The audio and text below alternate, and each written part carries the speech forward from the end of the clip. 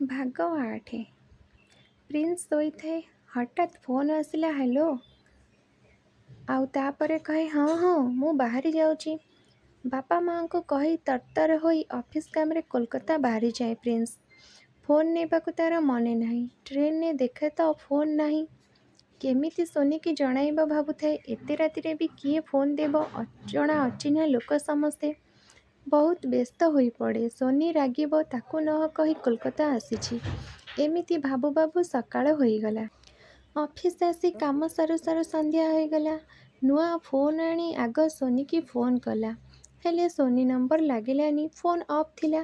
ସେ ଭାବିଲା ସୋନି ମନ୍ଦିରରେ ଅପେକ୍ଷା କରି କରି ରାଗିଯାଇଛି ବୋଧେ। ରାତି ସାରା ନମ୍ବର ଲଗାଇଲା। ନମ୍ବର ଲାଗୁନି। ସୋନିକୁ ବୁଝାଇବା ପାଇଁ ଅନଲାଇନରେ ମ୍ୟାସେଜ୍ କଲା।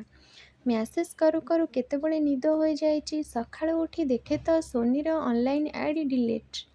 ଫୋନ୍ ବି ଅଫ୍। ତା'ର ମୁଣ୍ଡ କାମ କରେନି। ପାଗଳ ପରି ଘରକୁ ଆସେ।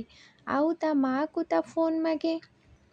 ମା ମୋ ଫୋନ୍ କାଇଁ? ମୋତେ ମୋ ଫୋନ୍ ଜଲ୍ଦି ଦିଅ। ତା'ର ବାପା ଆସି କୁହନ୍ତି କ'ଣ ହେଲା? ଏତେ ବ୍ୟସ୍ତ କାହିଁ ହେଉଛୁ?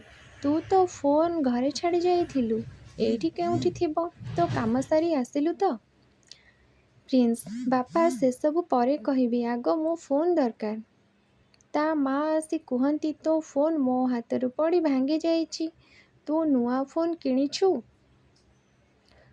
ରାଗରେ ପ୍ରିନ୍ସ କିଛି ନ କହି ଘରୁ ବାହାରି ଯାଇ ଭୁବନେଶ୍ୱରର ସେଠାରେ ସୋନି ଘରକୁ ଯାଇ ଦେଖେ ତ